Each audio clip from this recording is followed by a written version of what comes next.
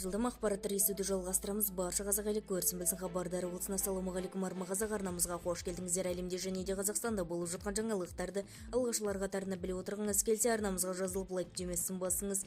Ет бағасы қымбаттады. Мұндай өсім 2011 жылдан бері алғаш рет байқалып отыр деп хабарлайды Akşam.News.kz. Қазақстанда ет пенен құс еті тамыз айында кейінгі 14 жылдағы ең жоғарғы қарқынменен қымбаттады. Ұлттық статистика бюросының дерегінше шілдеменен салыстырғандағы бұл санаттағы өнім 3,2%-ға өскен. Бағаның жоғарғы өсімі сиыр етіне тиесілі. Сүйекті ет бір айда 3,7%-ға, сүйексізі 3,6%-ға қымбаттады. Жая бағасы да 3,5%-ға өсті. Қой еті де артты қалған жоқ. Сүйекті еті 3,3% қымбаттады. Статистика қарағанда жылдық мәндегі сиыр еті шамамен 25%-ға көтерілген, сүйекті ет 23,2%-ға, сүйексіз ет 24,8%-ға, қой еті де осы деңгейде 23,3%.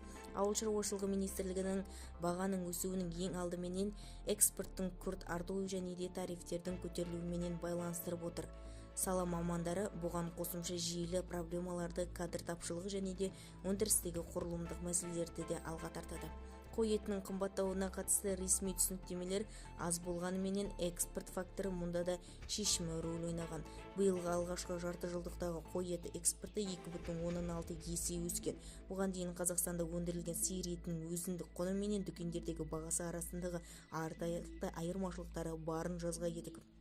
Ал сиыр етіне бағаның өсуі жыл басынан бері 20%-дан асты. Жалпы былтыр елдегі 400 мың тонна еттің 22 мың тоннасы ғана экспортталған. Бізді тамашалауды жалғастырыңыздар және де бір ғана лайк түймесін басып сау саламатты болыңыздар.